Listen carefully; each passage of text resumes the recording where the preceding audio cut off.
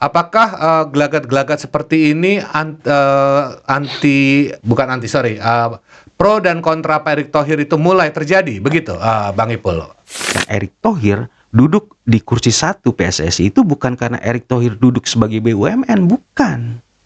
Tapi karena Erick Thohir sendiri orang yang memang proper pada bidangnya, pada sepak bola.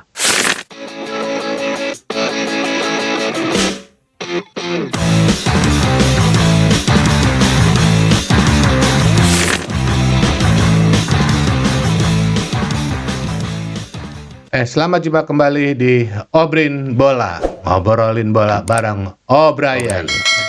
Oke, teman-teman, jam 15:05 tadi pasnya di azan asar,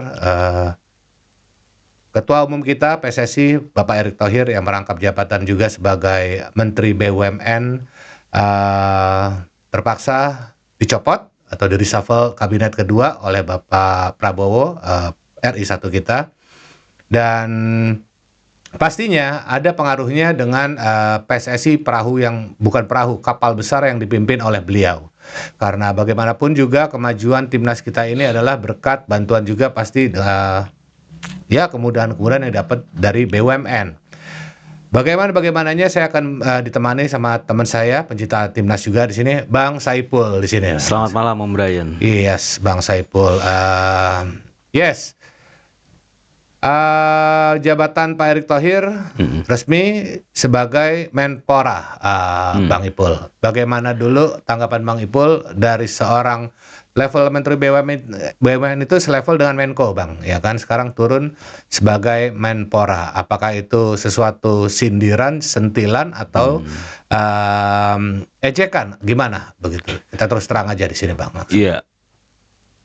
Tricky sekali ya, ketika kondisi kita menjelang 3 minggu lagi timnas Indonesia akan mengarungi kualifikasi Piala Dunia, ada sedikit ledakan yang cukup progresif gitu dari Presiden Prabowo dengan tanda kutip menggusur Erick Thohir dari jabatannya sebagai Menteri BUMN. Terkait posisi ini, saya hanya kembali ke peribahasa nenek moyang kita. Setiap masa ada orangnya. Baik. Setiap orang ada masanya. Kalimat ini kita tandai dengan hal positif saja. Mungkin karena Erick Thohir juga kebetulan orang yang cenderung memiliki habitat pada posisi itu. Sehingganya Pak Presiden Prabowo tidak khawatir menempatkan dirinya duduk sebagai Menpora. Tetapi kalau kita ngelihat dari runutan peristiwa yang terjadi, ada semacam keanehan. Pertama, keanehannya itu ketika dicopotnya Menpora Dito, jedanya cukup lama. 3 minggu. Ya, jedanya cukup lama, dan ini peristiwa ini jarang sekali terjadi ketika seorang presiden memberhentikan pembantunya tiba-tiba belum ada penggantinya. Nah, diusut-usut ternyata personalitinya tidak pas beberapa kandidat itu. Ada artis, ada politisi, nggak kita perlu sebutin namanya. Nah, kita nggak fokus di politik ya, kita nggak fokus sepak bola. Obrolin bola berbicara sekitar bola, sepakat ya. Yes. Nah, dari posisi ini saya hanya melihat ternyata Pak Presiden mengkaji ulang beberapa nama-nama tersebut yang masuk, dan ternyata jatuhnya pada Erick Thohir. Ini sebenarnya pas banget, Om. Maka saya disclaimer ya, menurut saya bukan turun grade. Sebenarnya ini adalah wahana yang pas bagi Erick Thohir karena hidupnya di olahraga, masuknya di Kementerian Olahraga. Ini simultan, satu jalur gitu. Tidak ada lagi yang menghambat Erick Thohir dalam proses apapun, berkomunikasi dengan dunia luar, circle-nya dengan dunia luar. Artinya semua hubungan koneksi terkait dengan proses naturalisasi dan lain-lain itu cepat dilakukan. Itu salah satu poin positifnya. Tetapi ada juga yang merasa gelisah gitu ya.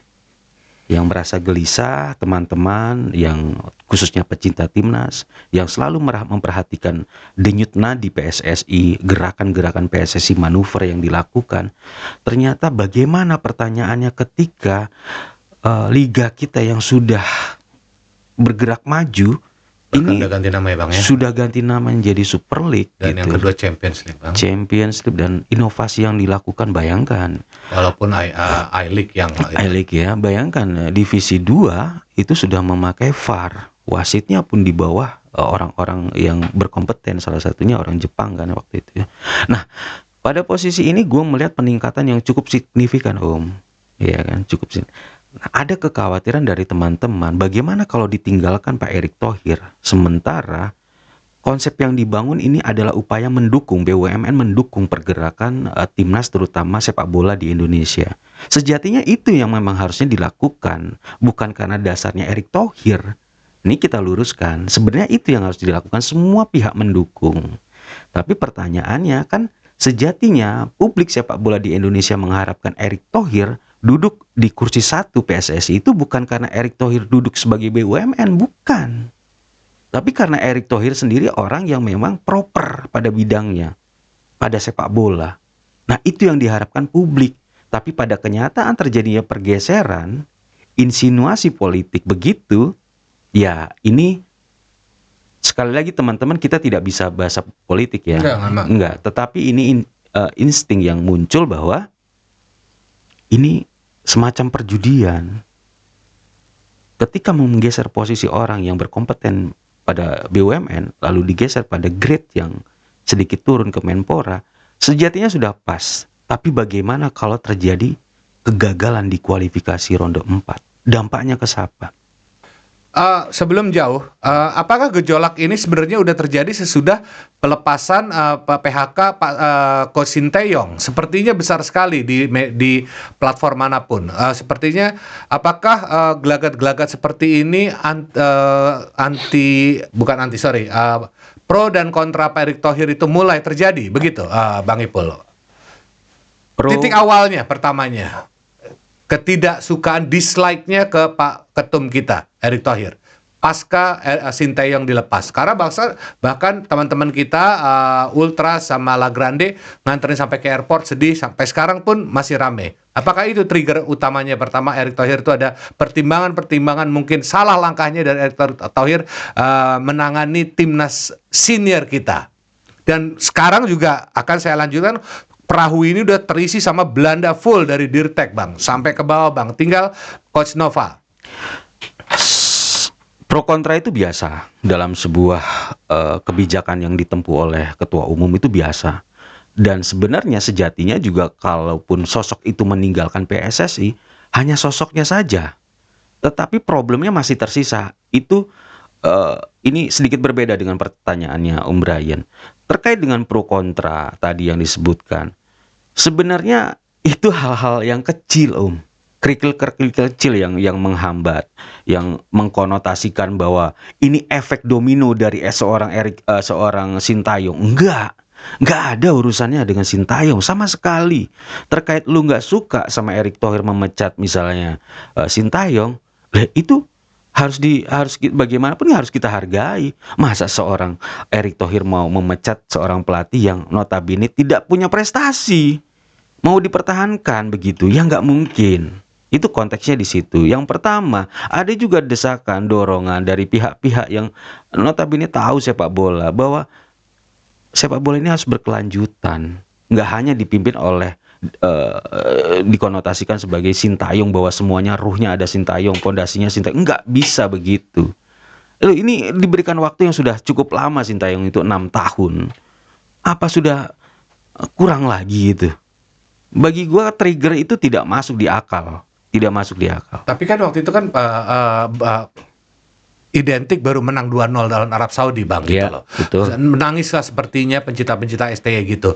Ini bukan termasuk entitas yang mendorong keadaan seperti ini, Bang. Begini Bang, Bang Ipul, seorang Erick Thohir bisa menakodai PSSI ini. PSSI itu kan bukan hanya timnas Bang. Iya. Ada senior, ada U23, ada U19, U17, ada perempuan sekarang, ya kan? Habis itu ada perwasitan, ada kepelatihan, dan lain-lain semua yang membantu. Ini kan tidak muluk-muluk langsung mudah saja kita misalnya ada sesuatu urgent finansial gitu, keperluan itu mencari uang sponsor tidak, Bang. Sponsor perlu kepercayaan, tapi Iya, kalau BUMN trust. ini adalah trust dari dia menterinya gitu. Ini kan sangat memudahkan Pak Erick sekali untuk mendrive Iya. kapal besar ini, Pak, gitu dah. Nah, sekarang kalau dicopot dari Kementerian BUMN, kita langsung ke poinnya. Apakah akan ada kesulitan atau beliau stay tapi nanti saja dulu? Apakah akan kesulitan, Bang, tanpa posisi dia sebagai Menteri BUMN? Makanya kembalikan lagi kepada hitohnya. Sebenarnya yang butuh itu PSSI butuh Erick Thohir atau Erick Thohir butuh PSSI. Sejatinya kan begitu. Kita nggak usah menormalisasi kondisi yang ada sekarang ini bahwa ada muncul ketakutan bahwa tidak bisa merayu BUMN, tidak bisa menjadi sponsorship lagi Liga 1, Liga 2 dan lain-lain. Kekhawatiran itu dienyahkan dulu. Berarti kan di sini ada perhitungan-perhitungan kenapa Pak Presiden tiba-tiba menggeser posisi Pak Erick Thohir. Ada perhitungan. Nggak mungkin seorang presiden menggusur orang yang potensial. Gue rasa nggak mungkin dah. Dan gue sangat yakin juga presiden ingin sekali timnas masuk Piala Dunia. Ini ada pertimbangan-pertimbangan tertentu. Tetapi yang rasionalitas itu yang kadang-kadang kita tidak berpikir juga. Kok menjelang 3 minggu digusur? Nah itu kan pertanyaannya. Kenapa nggak sabar saja nanti? Tunggu saja momennya yang pas. Ketika misalnya timnas gagal nih Om, bolehlah digeser. Lu nggak cocok ternyata. Supporting segala macam sudah dilakukan tapi timnas kita nggak berhasil. So far so good, wajar, ada result di situ, ada alasannya di situ. Tetapi ini kan tricky sekali. Menjelang kita memasuki ronde 4, konsentrasi full, tiba-tiba ada gerakan, yaitu memang hak prerogatif seorang presiden, tapi pembantu-pembantu presiden apa tidak melihat bahwa ini urgensi seperti ini menimbulkan konflik? Itu loh, ingat loh, kalau sepak bola selalu diintervensi dengan kepentingan politik, maka ledakannya akan luar biasa. Ledakannya akan luar biasa. Tahun 2024 kita, mungkin Om Brian masih ingat, kita akan menyelenggarakan Piala Dunia U20. Tiba-tiba ada 2 statement dari anggota partai dan kebetulan kemarin kandidat calon presiden. Akhirnya dampaknya apa? Terbelah. Sehingga nggak jadi juga dia. Apakah ini seperti saya bilang tadi, apakah ini perjudian yang akan dilakukan oleh Pak Prabowo menggusur Pak Erick Thohir? Kalau Pak Erick Thohir bagi gue ya so-so aja, dia akan tenang-tenang saja. Memang sih orang melihat gimmicknya, raut wajahnya kelihatan capek dan lain-lain, ya kan? Ya itu insting penilaian orang. Tetapi ini kita kembalikan kepada pemerintah. Lu kalau mencoba intervensi kepada sepak bola, dampaknya signifikan. Ingat lo, sepak bola ini punya presiden sendiri, gitu. Soal BUMN, supporting. Iya. Oke, saya mau gini Bang. Di sini kan Bang, sebenarnya banyak sekali pertanyaannya. Nanti di ujung adalah, akankah Erick Thohir meneruskan jabatannya kalau kita gagal di round 4 bulan Oktober? Seperti itu, Bang. Soalnya kekuatan dia, powernya di BUMN itu, Bang, ya kan? Gak taunya kita amit-amit, kita pengen semua lolos dong, bener nggak timnas lolos? Kalau memang lolos, layak bisa menjadi panahnya itu maju ke depan gitu. Kalau tidak lolos, bagaimana seorang Pak Erick Thohir kira-kira menyikapi ini? Waduh, gagal total saya nih. Ya, secara saya udah dulu orang-orang ramaikan, gaung-gaungkan, habis menang lawan Arab Saudi 2-0. Kan di situ-situ itu adalah jejak digital, Bang, nggak bisa diapa-apain, Bang Ipul, ya kan? Nah, bagaimana ceritanya, Bang? Mungkinkah Pak Erick Thohir kalau memang lolos kita dan yang kita doakan kita lolos akan terus, atau Pak Erick Thohir capek juga karena memang sulit untuk menjadi ketum PSSI ini, Bang? Iya, makanya kita lihat ke belakang lagi, historikal lagi. Sebelum dia menjabat sebagai ketua PSSI, ada historikal di situ. Pada saat itu presidennya Pak Jokowi. Yes. Kita mungkin tahu ini tragedi Kanjuruhan yang memakan orang 230 orang lebih. Peristiwa paling terbesar sepanjang sepak bola ada di bumi ini. Ya kan, peristiwa yang mengenaskan sekali. Siapa yang berjibaku? Siapa yang harus mengurusi ini semua? Erick Thohir. Itu histori yang harus dicatat. Jadi sebenarnya sebelum masuk PSSI pun jiwa dia sudah nasionalisnya sudah tumbuh khususnya untuk sepak bola. Artinya ketika masuk ke PSSI, artinya dia tinggal meneruskan emosi jiwa untuk membangkitkan sepak bola Indonesia ada di situ. Maka kembali ke pembicaraan awal kita tadi, sebenarnya ada kekhawatiran dia tidak jadi Menteri BUMN itu bukan mendasar, hal yang mendasar, bukan. Kita ini butuh Erick Thohir, sosok ini gitu loh.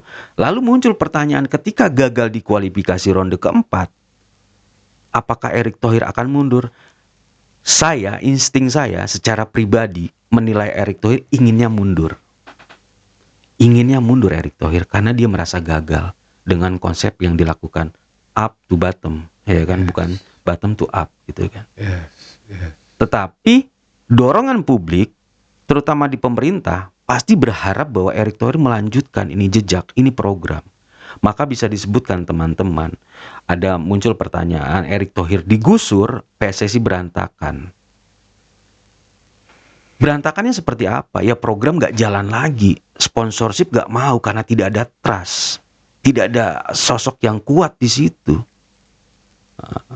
Gue hanya berharap begini, pemerintah sungguh-sungguh gitu loh membangun sepak bola ini, dukung full.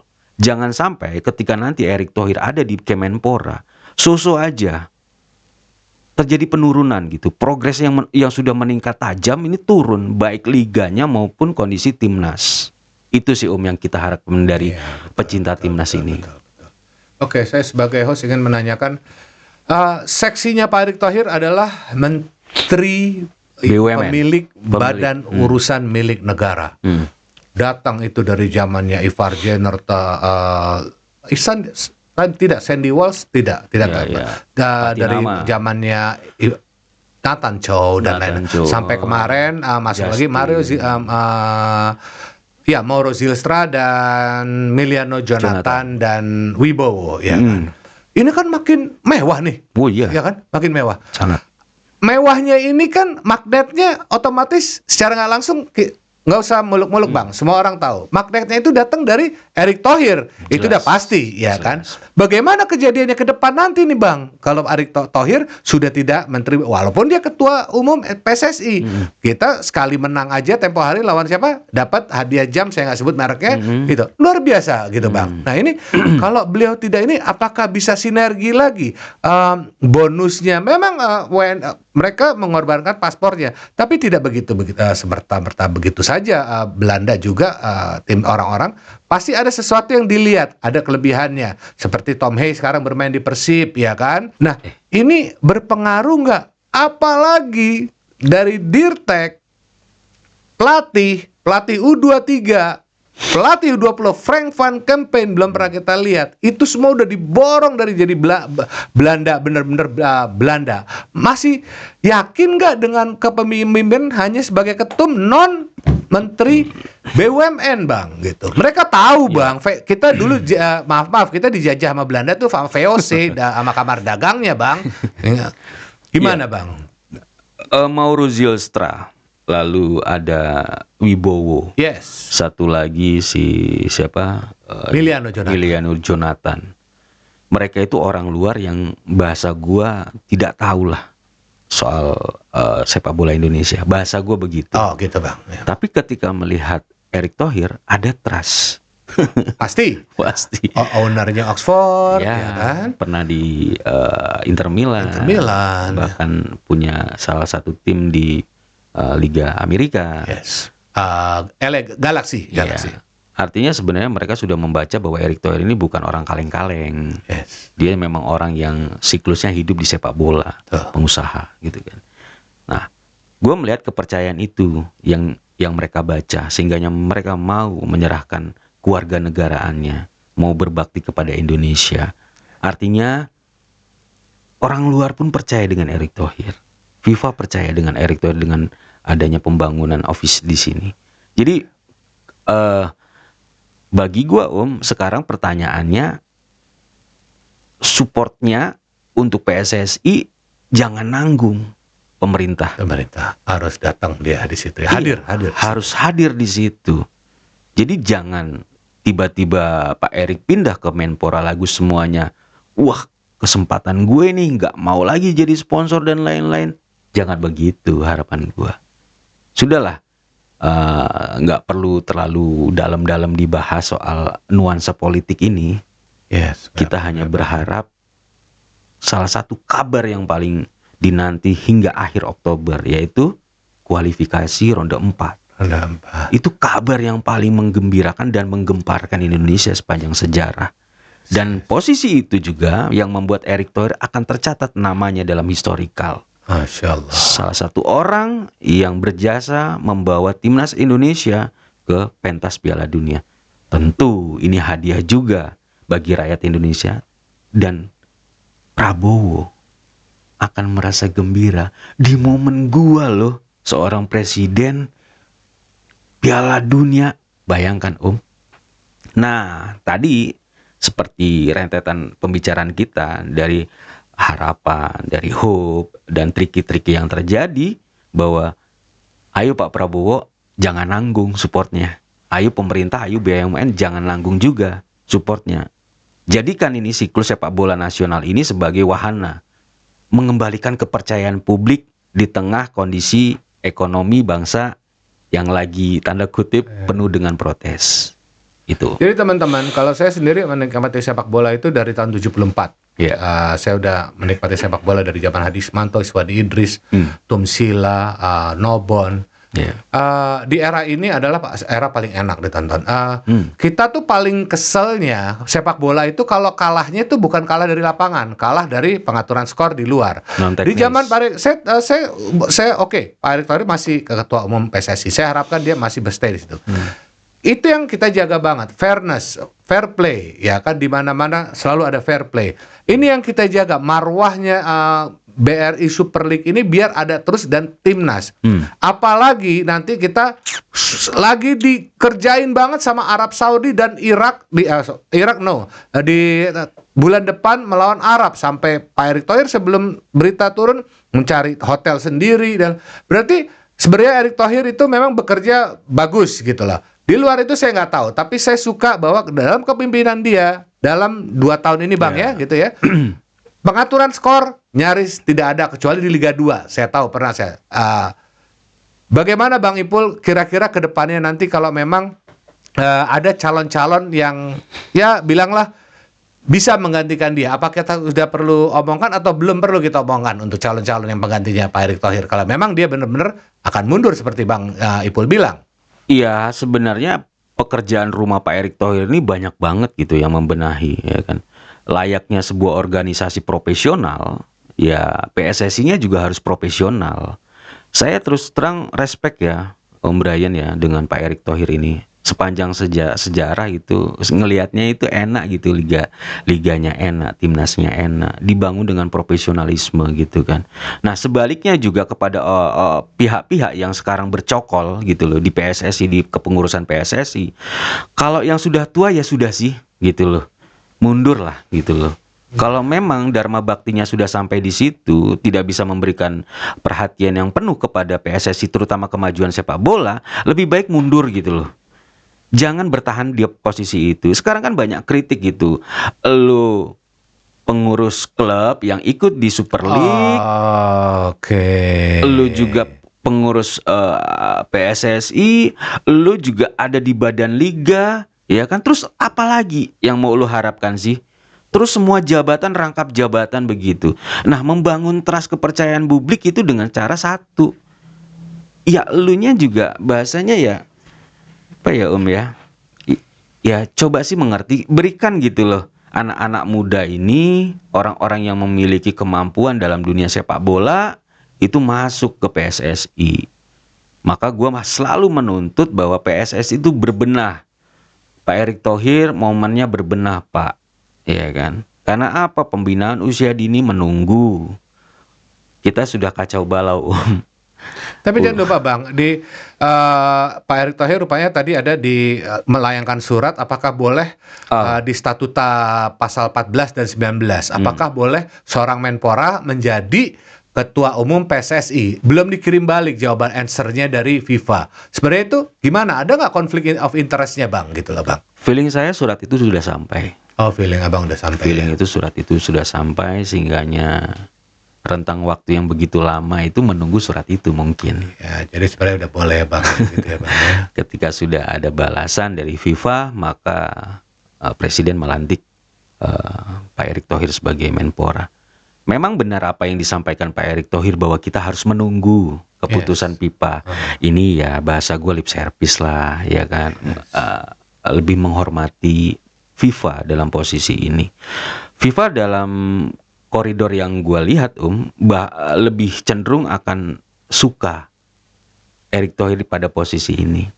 Sahabatnya dia. Ya, karena jalurnya tepat, ini Kementerian Olahraga. Bagi FIFA, wow banget ini. Surprise ya kan.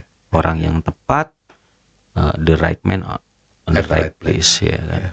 Nah, jadi harapan gua ke depan, bekerjalah maksimal pengurus PSSI kepada yang kontra gitu kan. Berikan kritik, tetap berikan kritik yang konstruktif.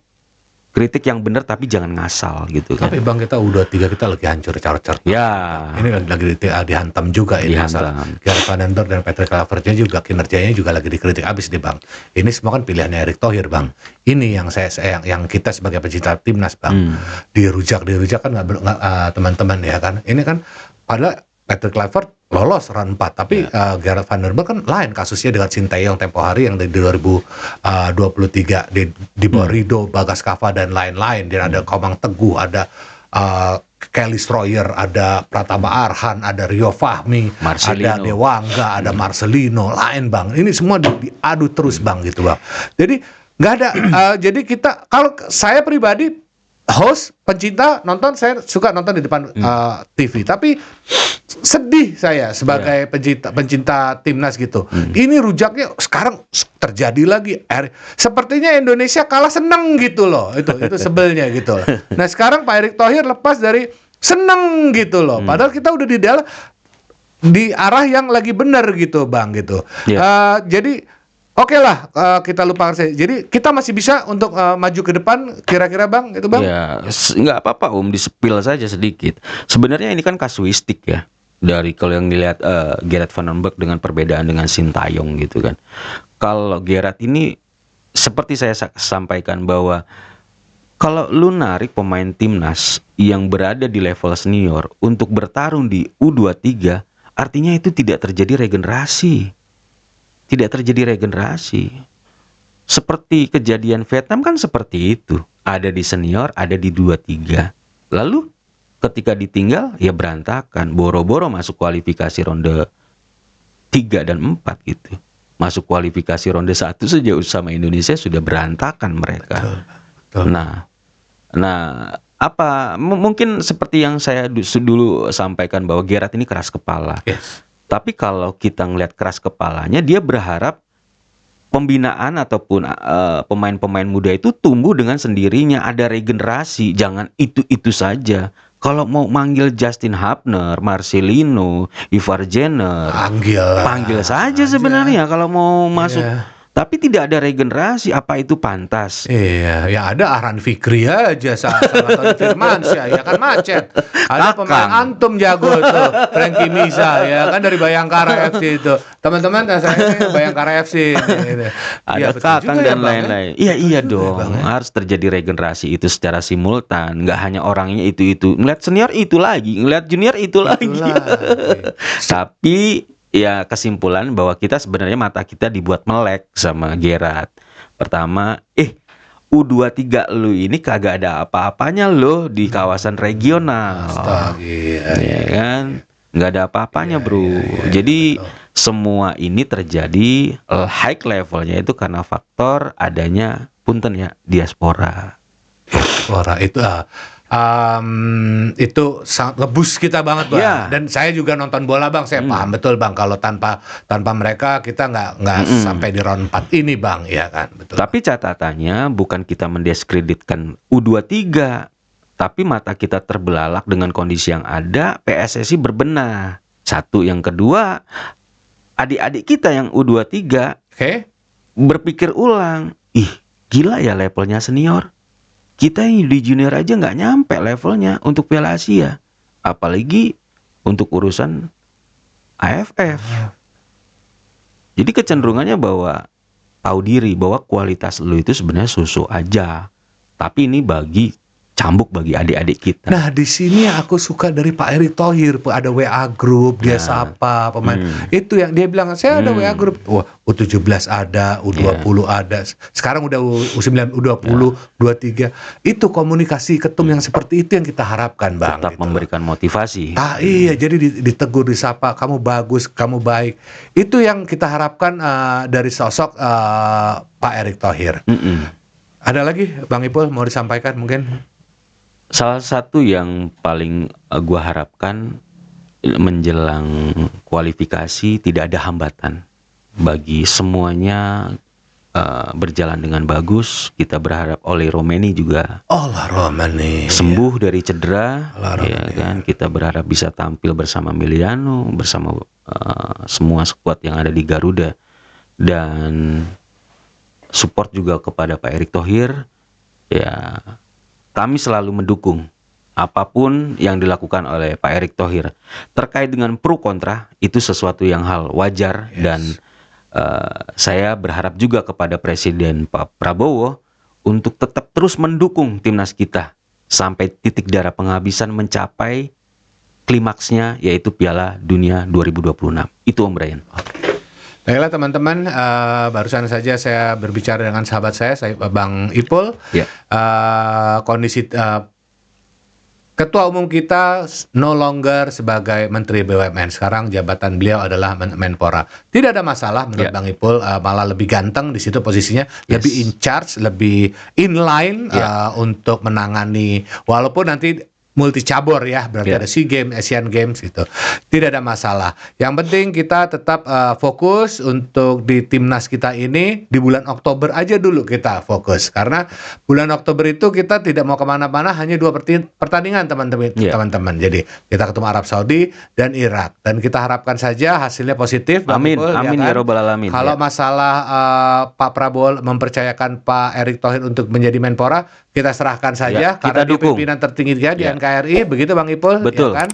Dan semangat terus juga untuk Gerard Vandenberg juga bisa mengolah tim U23 kita menjadi, kita udah gagal di Piala Asia, gagal. Yang lolos sekarang Piala Dunia adalah Coach Nova. Jadi kita harapkan timnas kita maju terus. Siapapun itu nanti ketumnya, tapi sekarang masih Pak Erick Thohir. Tidak perlu kita berandai-andai, dan kita salut untuk Pak Erick Thohir selama ini. Kita masih support terus. Siap, gitu? Selalu. Pasti kita support. Siap Bang Ipul. Thank you Bang Ipul. Om Brian. Thank you banget. Terima kasih. Iya. Selamat jumpa lagi di Obrin Bola.